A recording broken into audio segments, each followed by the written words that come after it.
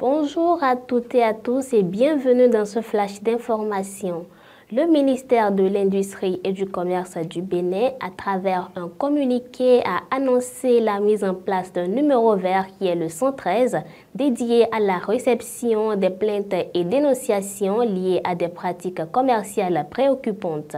Ceci dans le but de protéger le droit des citoyens et des consommateurs et de leur permettre de signaler diverses infractions et abus, notamment le non-respect des prix homologués, le non-respect des prix réglementés, le non-respect de la qualité et de la quantité des produits, le non-respect des dispositions de la campagne de commercialisation des produits tropicaux tels que la noix de cajou, le soja et le karité, toute autre pratique commerciale pouvant porter préjudice à la santé, y compris la vente et la distribution de produits périmés ou avariés. Le communiqué est signé par le secrétaire général du ministère de l'Industrie et du Commerce du Bénin. À l'issue du Conseil des ministres de ce jeudi 11 avril 2024, le gouvernement béninois a annoncé un recrutement de 300 fonctionnaires au profit des douanes et du trésor public au titre de l'année 2024 pour le renforcement des personnels.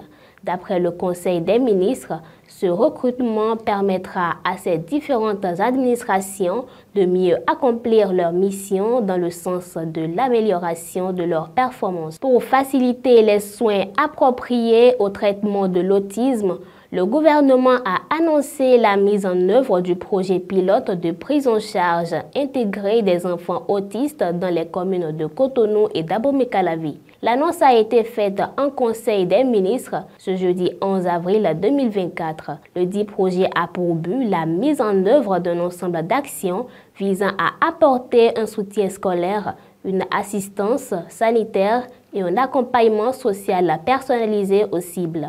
Les interventions du projet favoriseront en outre la mise en réseau des professionnels du domaine en vue de garantir un meilleur partage d'expériences et de bonnes pratiques au fait de mieux répondre aux besoins spécifiques des enfants autistes, a indiqué le Conseil des ministres. Une nouvelle société en charge des infrastructures d'eau a vu le jour ce jeudi 11 avril 2024 en Conseil des ministres. Dénommée Société béninoise des infrastructures d'eau SA, elle participera à la mise en place d'un nouveau dispositif institutionnel performant et transparent favorisant une répartition harmonieuse des rôles entre la maîtrise du patrimoine d'une part, la suivi de l'exploitation et de la maintenance d'autre part. Selon le communiqué du Conseil des ministres, la SOBI SA est une société de patrimoine qui aura notamment pour charge la planification du secteur sur la base des objectifs de développement fixés par l'État, la recherche de financement et la mise en œuvre des programmes d'investissement, le renouvellement des ouvrages et installations incombant à la partie publique, suivant les dispositions des contrats de délégation de services et la gestion physique et comptable du patrimoine du secteur de l'hydraulique, notamment la valorisation et l'amortissement des immobilisations. L'espace culturel Le Centre abrite depuis le 15 mars dernier une exposition artistique et originale intitulée Territoire tissé. Prévue pour durer 2 mois, cette exposition est initiée dans le but de porter un nouveau regard sur les valeurs culturelles, techniques, patrimoniales et créatives véhiculées par la production du textile. Elle vise à faire le lien entre la création et l'artisanat sans pour autant ôter à chacun sa nature intrinsèque, valoriser la diversité d'un répertoire du textile